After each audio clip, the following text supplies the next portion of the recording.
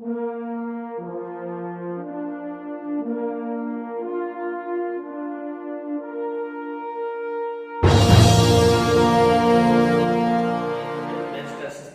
સૌનું હાર્દિક સ્વાગત છે। આજના લેક્ચરની અંદર જીમેન્સ પાર્ટ 8 જેની અંદર આપણે કેટલાક પ્રશ્નોનું સોલ્યુશન મેળવીશું। પ્રશ્ન number 76 f of x is equal to 2 into x raised to n plus a। જો f of 2 એટલે કે વિધેય f નું 2 આગળનું મૂલ્ય 26 તથા વિધેય f નું 4 આગળનું મૂલ્ય 138 હોય તો વિધેય f નું 3 આગળનું મૂલ્ય શોધો। ચલો વિધેય f નું 3 આગળનું મૂલ્ય શોધવા માટે વિધેય f નું x આગળનું મૂલ્ય દર્શાવતું સૂત્ર જેની અંદર 2 into x raised to n plus a એટલે કે અહીં આગળ n અને a બંને અજ્ઞાત છે। તો સૌપ્રથમ તો f of x ની અંદર રહેલા n અને a અજ્ઞાતની કિંમત શોધવી પડશે। તો એ શોધવા માટે આપણને વિધેય f નું 2 આગળનું મૂલ્ય અને વિધેય f નું 4 આગળનું મૂલ્ય આપેલ છે। તો ચાલો વિધેય f નું 2 આગળનું મૂલ્ય એટલે કે f of x ની અંદર x ની જગ્યાએ 2 મૂકવામાં આવે તો 2 into x ની જગ્યાએ 2 મૂકીએ તો 2 raised to n plus a is equal to 26 થશે। પરિણામ નંબર 1 કહીશું। ચલો આ જ રીતે વિધેય f નું 4 આગળનું મૂલ્ય છે તો x ની જગ્યાએ 4 મૂકવામાં આવે તો 2 into 4 raised to n plus a is equal to 138 છે। તો બંને સમીકરણ જોતા અહીં આગળ 2 raised to n બે આધારિત છે ઘાતાંકીય પદ। તો અહીં આગળ 4 ને આપણે 2 into 2 સ્ક્વેર ની n ઘાત plus a is equal to 138 લખી શકીએ।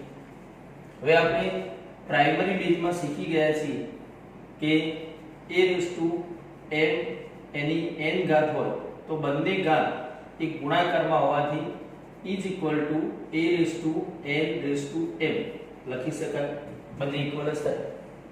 તો ચલો અહીં આગળ 2 ને n ની જગ્યાએ n ને 2 ની જગ્યાએ લખી શકાય તો 2 into 2 raised to n નો વર્ગ પ્લસ 1 બરાબર 138 આને કહીશું પરિણામ નંબર 2। ચલો સમીકરણ 1 અને સમીકરણ 2 મળી ગયા। હવે બંનેની અંદર n અને a શોધવાના છે તો લોપની રીતે ઉકેલીએ તો a જો એના ચિહ્નો કેવા જોવા મળે છે સમાન અને સહગુણકો પણ સમાન છે। તો લોપની રીતે ઉકેલવા માટે બંને વચ્ચે શું કરીશું બાદબાકી। તો સમીકરણ 1 અને 2 ઉકેલતા ચલો 1 શું આપીશું 2 into 2 raised to n plus a is equal to 26 અને 2 શું આપેલું 2 into 2 raised to n square plus a is equal to 138। 1 અને 2 ની બાદબાકી કરીશું, બાદબાકી કરીએ તો ચિહ્નો બદલવા પડે એટલે કે પ્લસ નું માઈનસ પ્લસ નું માઈનસ પ્લસ નું માઈનસ। ચલો તો plus a minus a cancel થશે।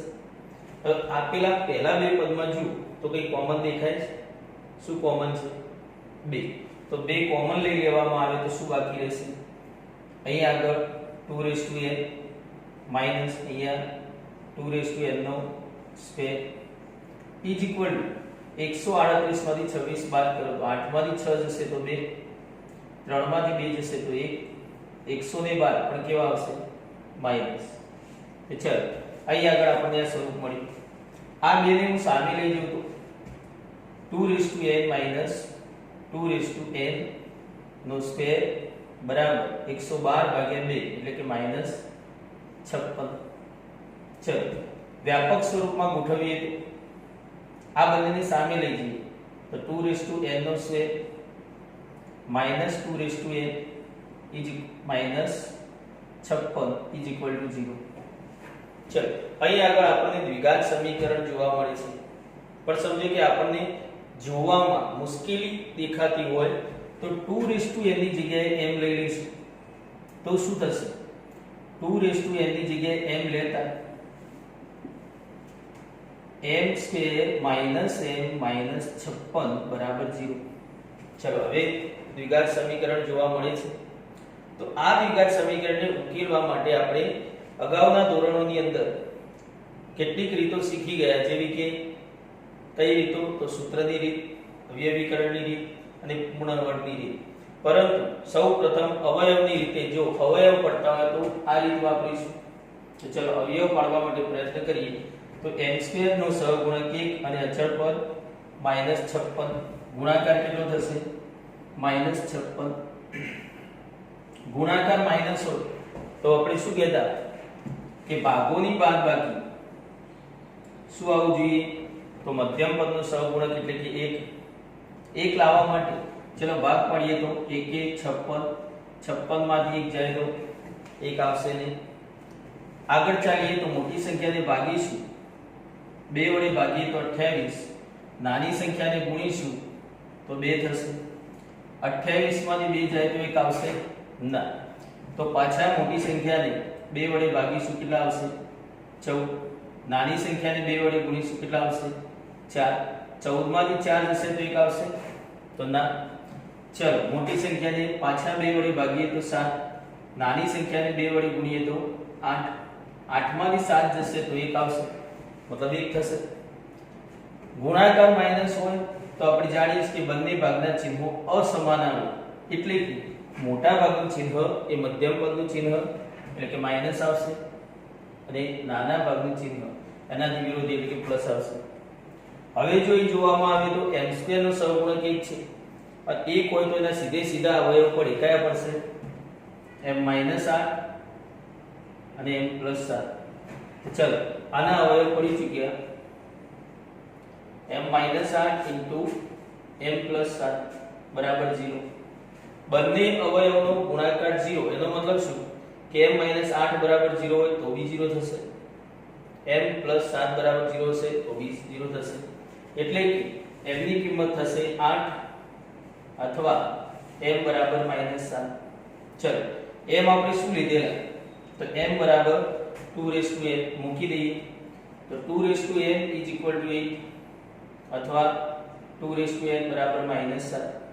પરંતુ આપણે જાણીએ છીએ કે કોઈ પણ ઘાતાંકીય વિધેયનું મૂલ્ય એ ઋણ હોઈ શકે નહીં, એટલે કે શક્ય નથી. તો શક્ય કોણ થયું? 2n = 8. એનું સાદુરૂપ આપવામાં આવે તો 2n. અહીં આગળ ઘાતાંકીય વિધેય એ બે આધાર પર છે, તો 8 એટલે 2 ના આધારમાં શું થાય? 2 નો ઘન. આધાર સમાન હોય, સમતા હોય તો ઘાતો પણ સમાન હોય, એટલે કે n બરાબર 3. ચલો અહીં આગળ f(x) ની અંદર બે અજ્ઞાત n અને a માંથી n મળી ચૂક્યો. તો આ જે મળ્યું ચલ એની કિંમત સમીકરણ 1 કાં તો 2 કોઈ પણ માં મૂકી શકાય. તો સમીકરણ 1 માં મૂકતા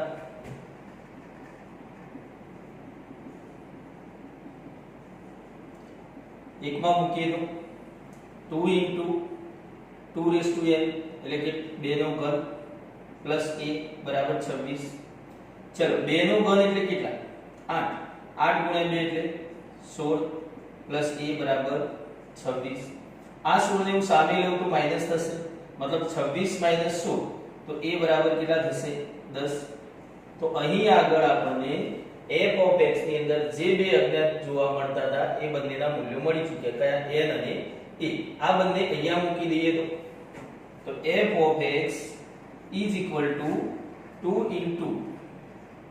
* x⁴n. n એટલે કેટલા? 3.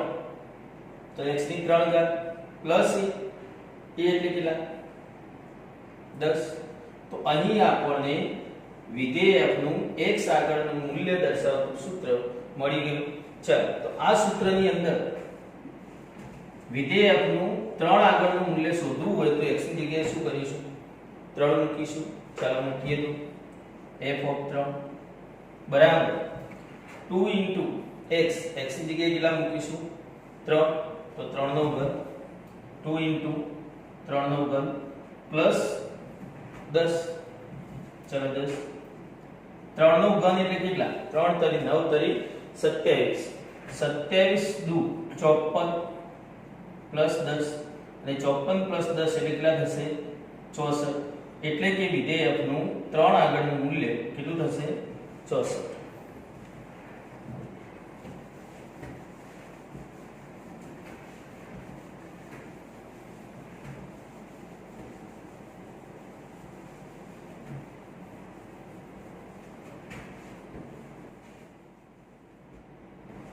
प्रश्न नंबर 77 जो x बराबर 7 + 5 √2 ની 1/3 ઘાત अपॉन 2 + 2 √2 तो x belongs to ખાલી જગ્યા એટલે કે x નો અંતરાલ a b c d પૈકી કયો હશે તે મેળવવું છે. તો એ મેળવવા માટે સૌપ્રથમ તો x ની કિંમત કેટલી છે તે મેળવવી પડશે અને x ની કિંમત મેળવવા માટે ચલ સૌપ્રથમ 1/3 ઘાતને દૂર કરીએ. तो 1/3 घात दूर करवी हो तो બંને બાજુ શું લેવું પડે ઘન લેવો પડે. ચલ બંને બાજુ ઘન લેતા x નો ઘન બરાબર 7 + 5 √2 ની 1/3 ઘાત એનો ઘન લેવામાં આવે તો 3 3 કેન્સલ થશે એટલે કે 7 + 5 √2 બાય 2 + 2 √2 એનો ઘન થશે. હવે x घन એમ નહીં 7 + 5 √2 એમ નહીં. ચલ આ ઘનનું વિસ્તરણ કરવું પડશે. તો ઘનના વિસ્તરણ માટે પ્રાઇમરી બીજમાં આપણે શીખી ગયેલા છે કે a + b નો ઘન હોય તો એનું વિસ્તરણ શું થશે તો પહેલા પદનો ઘન પ્લસ બીજા પદનો ઘન પ્લસ 3 ગુણ્યા પહેલું પદ બીજું પદ ઇન્ટુ a + b. આવું આપણે પ્રાઇમરી બીજમાં શીખી ગયેલા છે. ચલો તો એ જ પ્રમાણે 2 + 2 √2 નો ઘન a ની જગ્યાએ 2 b ની જગ્યાએ 2 √2 નો ઘન તો એનું વિસ્તરણ વિચારીએ તો પહેલા પદનો ઘન એટલે કે 2 નો ઘન 8 2 નો ઘન 8 પ્લસ બીજા પદનો ઘન એટલે કે 2 નો ઘન 2 √2 નો ઘન એટલે કે 2 નો ઘન થશે 8 અને √2 નો ઘન એટલે √2 નો સ્ક્વેર ઇન્ટુ √2 તો 8 √2 નો સ્ક્વેર એટલે 2 √2 મતલબ 16 વર્ગમૂળમાં 2. ચલો પછી 3 ગુણ્યા પેલું બીજું એટલે કે 3 દુ 6 દુ 12 વર્ગમૂળમાં 2 ઇન્ટુ 2 + 2 √2.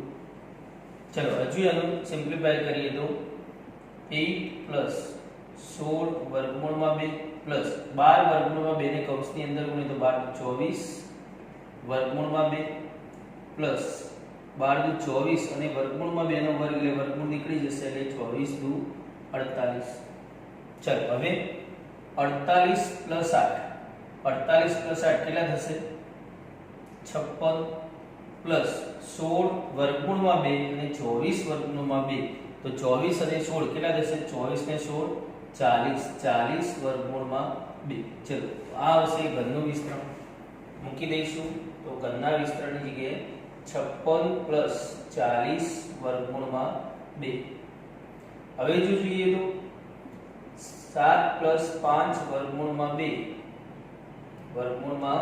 2 अपॉन અહીં જોઈએ તો 56 તો 8 સીધું 56 અને 8 × 40 મતલબ બંનેમાં 8 અવયવ તરીકે જોવા મળે છે. તો બંનેમાંથી 8 કોમન લઈએ તો બાકી બચશે 7 + 5 વર્ગમૂળમાં 2. જો અંશ અને છેદમાં જોવા જઈએ તો બંને સમાન છે કેન્સલ થશે. અંશમાં બાકી રહેશે 1 અને છેદમાં 8 કોની બરાબર x1. પરંતુ શોધવું શું છે x belongs to એટલે કે x નો અંતરાલ તો x ની કિંમત જોઈએ તો x ની કિંમત માટે બંને બાજુ ઘનમૂળ લઈએ તો x બરાબર 1 આટલું ઘનમૂળ થશે 2 √2. ચલો x ની કિંમત મળી 1 √2 તો આ કિંમત એ અહીં a b c d આપેલ ચાર વિકલ્પો પૈકી કયા અંતરાલમાં આવશે તો એ જોવા માટે આની ચોક્કસ કિંમત કાઢવા માટે 1/2 2 * √2 ની અંદાજિત કિંમત આશરે કિંમત થશે 1.41 તો તો 1/2 * 1.41 એટલે 2.82 થશે, મતલબ આશરે 0 પોઈન્ટ સમથિંગ ગણી શકાય.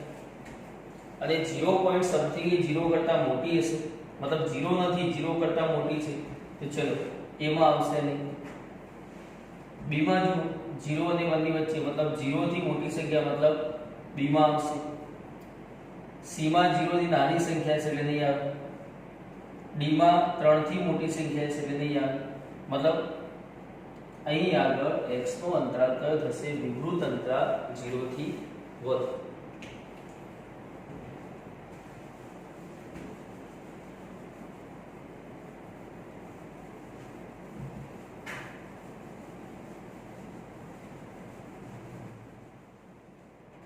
प्रश्न नंबर 78 fx એ અયુગ્મ આવર્તી વિધેય હોય તથા f નું આવર્તમાન 2 હોય તો વિધેય f નું 4 આગળનું મૂલ્ય શોધો. તો અહીં આપણને વિધેય f માટે બે કન્ડિશન આપેલ છે કે f એ અયુગ્મ વિધેય છે. તો f એ અયુગ્મ વિધેય હોય તો આપણે યુગ્મ અને અયુગ્મ વિધેયની વ્યાખ્યા ભણી ચૂક્યા. યુગ્મ અયુગ્મ વિધેય. ચલો જોઈ લઈએ. તો યુગ્મ અયુગ્મ વિધેયની વ્યાખ્યામાં આપણે શું કહ્યું કે f of x આપેલ હોય અને એની અંદર x ની જગ્યાએ -x લેવામાં આવે તો -f of x મળે. કોઈ પણ વિધેય f of x આપેલ હોય ત્યાં x ની જગ્યાએ -x લેવામાં આવે અને -f of x મળે તો f અયુગ્મ વિધેય થશે.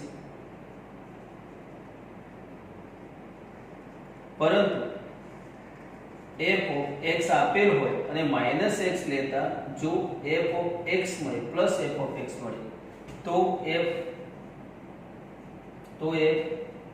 યુગ્મ વિધેય છે. જે વસ્તુ આપણે સારી રીતે શીખી ગયા છે. ચલો તો અહીં આગળ આપણે કહીશું f એ અયુગ્મ વિધેય છે અને f એ અયુગ્મ વિધેય છે તો કન્ડિશન શું? એની વ્યાખ્યા પ્રમાણે કન્ડિશન શું? તો f of -x is equal to -fx થશે. ચલો તો આને અહીંયા આપણે છોડી દઈએ. બીજું આપણને કહ્યું છે કે એ વિધેય આવર્તી છે અને એનું આવર્તમાન 2 છે. તો આવર્તી વિધેયની વ્યાખ્યા શું? એ પણ આપણે શીખી ગયેલા છીએ. આવર્તી વિધેય કે કોઈ પણ વિધેયનો આલેખ એ કોઈ ચોક્કસ લંબાઈએ પુનરાવર્તિત થતો હોય. કોઈ પણ ચોક્કસ લંબાઈએ પુનરાવર્તિત થતો હોય તો તેવા વિધેયને આપણે આવર્તી વિધેય કહીએ છીએ. અને એની ગાણિતિક વ્યાખ્યા આપણે આપી શકીએ કે f of x + p is equal to f of x. તો p એ f નું આવર્તમાન છે એવું આપણે કહી શકીએ. તો ચલો અહીં આગળ આપણને f આવર્તી વિધેય કહ્યું છે, મતલબ એની ચોક્કસ લંબાઈએ એનું પુનરાવર્તન થાય છે અને એ લંબાઈ કેટલી આપેલી છે? 2. તો f એ આવર્તી વિધેય છે તથા તેનું આવર્તમાન 2 છે. એનો મતલબ ગાણિતિક વ્યાખ્યા જોવામાં આવે તો p કેટલા? 2. તો f of x + 2 is equal to f of x થાય. ચલો આ 2 થયું. હવે 2 ની અંદર જોઈએ અને 1 ની અંદર જોઈએ તો આપણે શું મેળવવું છે? વિધેય f નું 4 આગળનું મૂલ્ય. તો 2 ની અંદર જોતા વિધેય f નું 4 આગળનું મૂલ્ય મેળવવું હોય તો x ની જગ્યાએ આપણે કેટલા લઈશું? 2 મૂકતા x ની જગ્યાએ 2 મૂકવામાં આવે તો f of 2 + 2 is equal to f of 2 થશે. મતલબ વિધેય f નું 4 આગળનું મૂલ્ય મેળવવા માટે વિધેયકનું 2 આગળનું મૂલ્ય મેળવવું પડશે અને વિધેયકનું 2 આગળનું મૂલ્ય મેળવવા માટે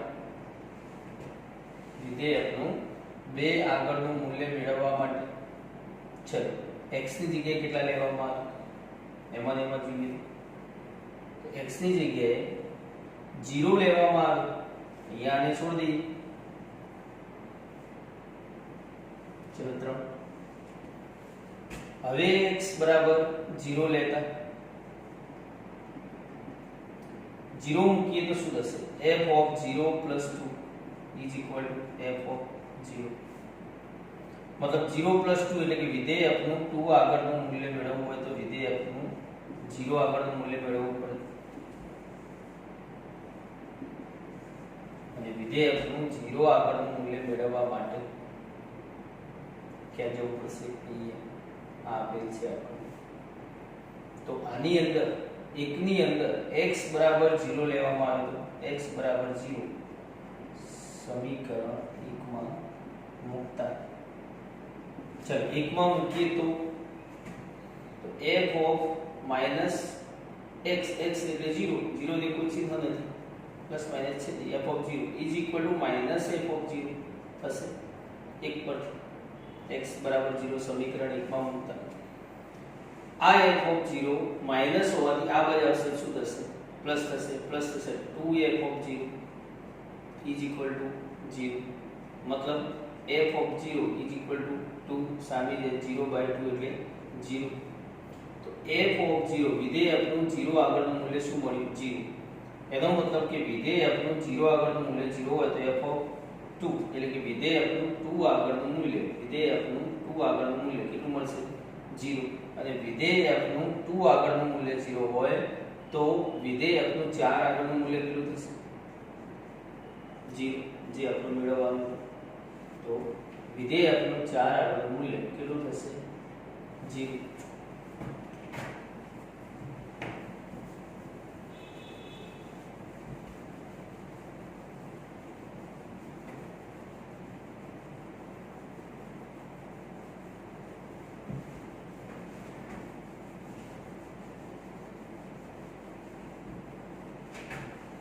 પ્રશ્ન નંબર 79 f of 1 मतलब વિધેયકનું 1 આગળનું મૂલ્ય 1 અને f of n plus 1 is equal to 2 into f of n plus 1 એક સમીકરણ આપેલ છે વિધેયક સમીકરણ ફંક્શનલ ઇક્વેશન જેને કહીએ છીએ આપણે તો વિધેયકનું n આગળનું મૂલ્ય a b c d પૈકી કયું આવશે તે મેળવવું છે પરંતુ 4 પૈકી જે કોઈ भी વિધેયકનું n આગળનું મૂલ્ય મળે એ આ વિધેયાત્મક સમીકરણનું સમાધાન કરતું હોવું જોઈએ ચાલો ચેક કરીએ a માટે જોઈએ તો 2n + 1 સમજી લો કે a ચેક કરવા માટે 2f of n = 2n + 1 લેવામાં આવે तो વિધેયકનું એક આગળનું મૂલ્ય થવું જોઈએ તો ચલો આ n ની જગ્યાએ 1 મૂકી તો અહીંયા 2 ની 1 + 1 એટલે 2 = 4 થાય જે શક્ય નથી ચલો b ચેક કરીએ તો b ની અંદર f of n = 2n લઈએ અહીંયા n ની જગ્યાએ 1 મૂકવામાં આવે તો 2 = 1 = 2 પરંતુ અહીંયા 1 છે શક્ય નથી c લઈએ c ની અંદર f of n = 2n - 1 n ની જગ્યાએ 1 લઈએ તો 2 ની 1 ઘાત એટલે 2 - 1 = 1 मतलब શક્ય છે ચલો c શક્ય છે d ચેક કરી લઈએ તો f of n = 2n - 1 चलो एनी जगह 1 મૂકીએ તો 2 * 1 - 1 0 થશે અને કોઈ પણ 0 ઘાત એટલે 1 થશે તો -1 1 - 1 એટલે કે 0 પરંતુ એ 1 છે એટલે શક્ય નથી मतलब એક જ વિકલ્પ શક્ય છે c હવે ચેક કરવાની વાત એ થાય કે ખરેખર સી એ આપેલ સમીકરણનું સમાધાન કરે છે કે કેમ. તો એ ચેક કરવા માટે f of n plus 1 is equal to f of n plus 1 આપેલ છે. એની અંદર આપણે f of n is equal to 2 raised to n minus 1 મૂકી તો સમાધાન થાય છે કે કેમ. ચલો ચેક કરીએ. ડાબી બાજુ left hand side is equal to f of n plus 1. जो f of n is equal to 2 raised to n minus 1 શક્ય હશે તો એની જગ્યાએ n plus 1 મૂકવામાં આવે તો ચાલો શું આવશે 2 raised to n plus 1 minus 1 થશે. એની જગ્યાએ n plus 1 મૂકી દો n plus 1 થશે is equal to ઘાત અલગ કરીએ તો 2 raised to n into 2 minus 1 થશે. ચલો હવે f of n એટલે 2 raised to n minus 1 એ આપણે f of n લાવવાનું છે. એ લાવવા માટે 2 raised to n માંથી હું -1 કરું +1 કરું કોઈ ફેર પડશે ના into 2 -1. ચલો હવે આ 2 ને અંદર ગુણીએ તો આની સાથે ગુણીશું પહેલા તો 2 into 2 raised to n minus 1 +1 સાથે ગુણીએ તો +2 -1 is equal to 2 into 2 raised to n minus 1 અહીંયા જો f of n મૂકી દઈએ તો f of n 2 minus 1 તો +1 થશે. મતલબ અહીંયા આપણે જોઈ શકીએ રાઈટ હેન્ડ સાઈડ એટલે f of 1 is equal to 1 થાય એવું આપણને c ની અંદર 2 raised to n minus 1 મળશે અને એના માટે f of n is equal to 2 raised to n minus 1 લઈએ અને એ લેતા જો સમીકરણનું સમાધાન થાય તો એનો મતલબ કે આન્સર થશે f of n is equal to 2 raised to n minus 1.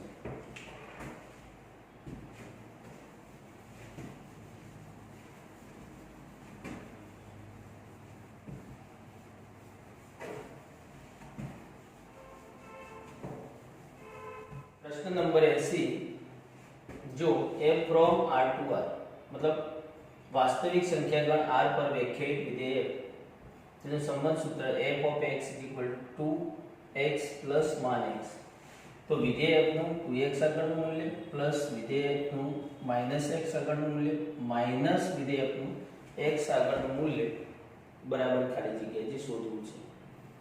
તો ચાલો સૌપ્રથમ તો વિધેયકનું x આગળનું મૂલ્ય આપીશ ત્યાં વિધેયકનું 2x આગળનું મૂલ્ય જોઈએ એટલે કે f of x ની જગ્યાએ 2x મૂકીએ તો જ્યાં જ્યાં x જોવા મળે ત્યાં 2x મૂકીશું मान 2x થશે એટલે કે 4x plus मान 2x એટલે કે 2 બાર લઈ લઈએ તો કેટલા થશે 2 मान x થશે. चलो હવે શું કરીશું વિધેયકનું -x આગળનું મૂલ્ય मतलब x ની જગ્યાએ શું મૂકીશું -x મૂકી દો x ની જગ્યાએ -x પ્લસ x ની જગ્યાએ -x is equal to -2x plus minus નું માન મૂલ્ય કેવું થશે પ્લસ એટલે કે -x. હવે વિધેયકનું x આગળનું મૂલ્ય જે આપણને આપેલ છે તો વિધેયકનું x આગળનું મૂલ્ય f of x is equal to 2x plus मान x આપેલ છે પરંતુ -fx બનાવવા માટે માઈનસ ગુણીશું માઈનસ તો અહીંયા માઈનસ ગુણીએ તો -2x माइनस मान x થશે मतलब एक f of 2x f of -2x બે અને f of x તો સરવાળો કરવામાં આવે તો પ્લસ અને માઈનસ मतलब f of 2x plus f of -x minus f of x is equal to -2x 4x plus 4x cancel થશે અહીંયા -x मान x प्लस मान x कैंसल થશે, બાકી શું રહેશે પ્લસ પ્લસ 2 मान x, તો અહીંયા શું બાકી રહ્યું, આ તો કેન્સલ થઈ ગયું, અહીંયા બાકી રહ્યું 2 मान x, मतलब आंसर શું આવશે 2 मान x।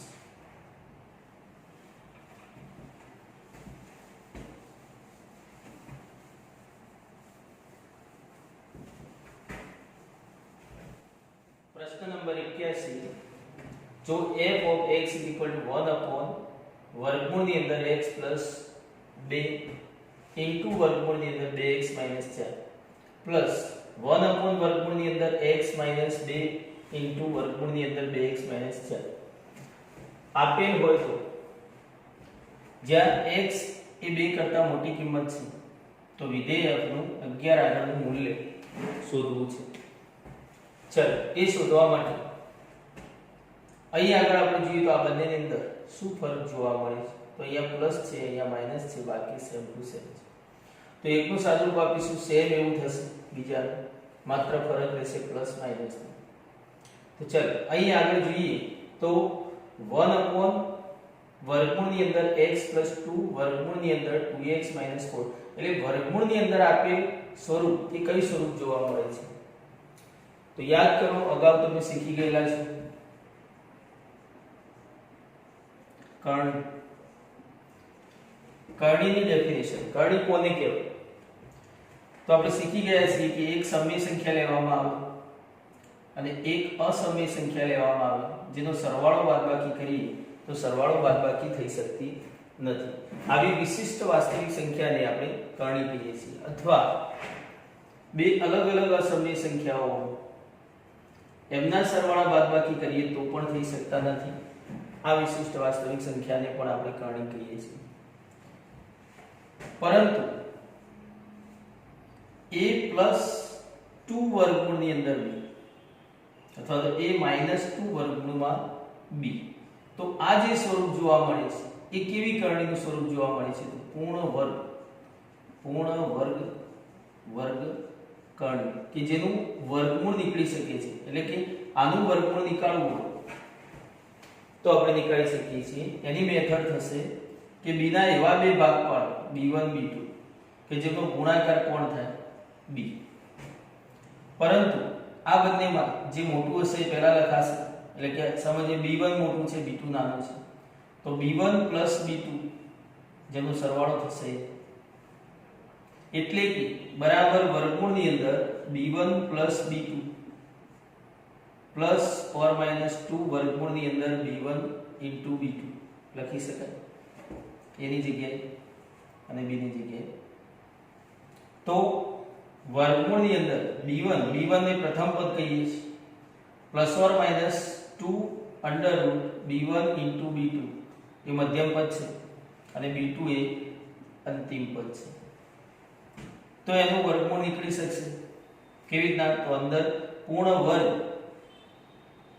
વર્ગ કર્ણી થઈ ગઈ કે જેનો અવયવ પાડીએ તો પહેલા પદનું વર્ગમૂળ એટલે કે વર્ગમૂળમાં b1, મધ્યમ પદનું ચિહ્ન પ્લસ હોય તો પ્લસ અને માઈનસ હોય તો માઈનસ, અંતિમ પદનું વર્ગમૂળ એટલે કે વર્ગમૂળમાં b2 આખાનું વર્ગ, અને વર્ગનું વર્ગમૂળ થાય તો વર્ગ અને વર્ગમૂળ કેન્સલ થાય એટલે કે વર્ગમૂળમાં b1 પ્લસ ઓર માઈનસ વર્ગમૂળમાં b2, આ રીતે આપણે એનું વર્ગમૂળ નીકાળી શકીએ।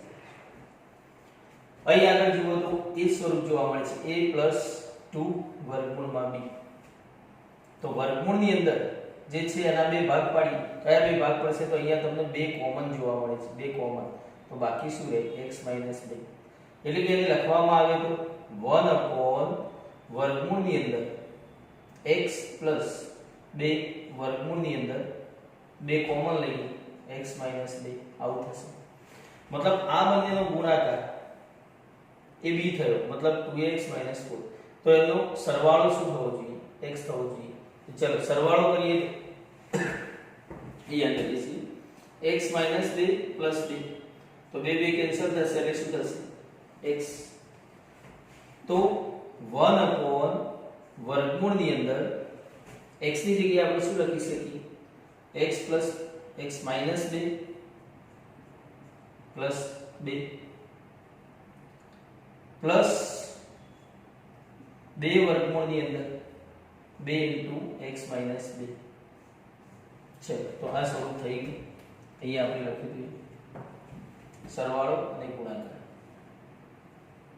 હવે પહેલું પદ ગણાશે 1 upon વર્ગમૂળની અંદર પહેલા પદનું વર્ગમૂળ એટલે કે x minus 2 નું વર્ગમૂળ, મધ્યમ પદનું ચિહ્ન પ્લસ, અંતિમ પદનું વર્ગમૂળ, અંતિમ પદ કોણ હશે 2 તો વર્ગમૂળમાં 2 આખાનો વર્ગ એટલે વર્ગમૂળ નીકળી જશે.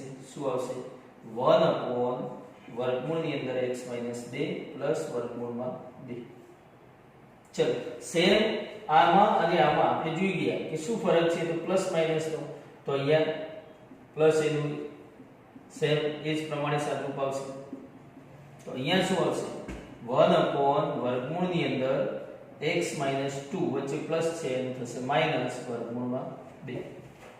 આ શું મળ્યું તો f of x. હવે શું મેળવવું તો વિધેય f નું 11 આગળનું મૂલ્ય. તો વિધેય f નું 11 આગળનું મૂલ્ય મેળવવું હોય તો ચલો આ x ની જગ્યાએ 11 મૂકીએ તો f of 11 બરાબર 1 upon વર્ગમૂળની અંદર ચલો વર્ગમૂળની અંદર x minus 2 એટલે કે 11 minus 2 પ્લસ વર્ગમૂળમાં 2 સેમ એની જ રીતે અહીં આવશે કે પ્લસ 1 upon વર્ગમૂળની અંદર 11 minus 2 માઈનસ વર્ગમૂળમાં 2 તો 1 upon 11 minus 2 11 minus 2 એટલે કેટલા 9 11 માંથી 2 જશે 9 9 નું વર્ગમૂળ શું થાય તો 3 તો અહીંયા થશે 3 પ્લસ વર્ગમૂળમાં 2. ચલો સેમ ટુ સેમ બાજુમાં 11 minus 2 એટલે 9 9 નું વર્ગમૂળ 3 માઈનસ વર્ગમૂળમાં 2. આનું સાદુરૂપ આપવું હોય તો કેવી રીતે આપીશું ચલો લસા લઈશું. લસા લઈએ તો a પ્લસ વર્ગમૂળમાં b a માઈનસ વર્ગમૂળમાં b અનુબદ્ધ કર્ણીય જોવા મળે છે. અનુબદ્ધ કર્ણીયનો ગુણાકાર, અનુબદ્ધ કર્ણીયનો ગુણાકાર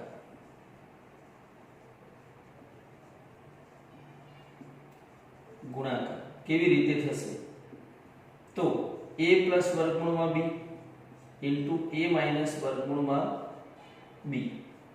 તો પહેલા પદનું વર્ગમૂળ માઈનસ બીજા પદનું વર્ગમૂળ એટલે કે b થાય. વર્ગમૂળમાં b નું વર્ગમૂળ નો વર્ગ b થશે.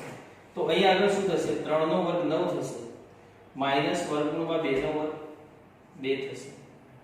ચલો અંશમાં લસા લઈએ તો આના છેદમાં આ નથી તો આ ગુણાશે 3 માઈનસ વર્ગમૂળમાં 2 આ અહીં ગુણાશે પ્લસ 3 પ્લસ વર્ગમૂળમાં 2. ચલો વર્ગમૂળમાં 2 પ્લસ વર્ગમૂળ 2 માઈનસ કેન્સલ થશે. 3 ને 3 કેટલા થશે 6. નીચે 9 માંથી 2 જાય તો કેટલા થશે 7. મતલબ 6 upon 7 એ વિધેયકનું 11 આગળનું મૂલ્ય આવશે. તો અહીંયા વિધેયકનું 11 આગળનું મૂલ્ય કેટલું થશે 6 upon 7.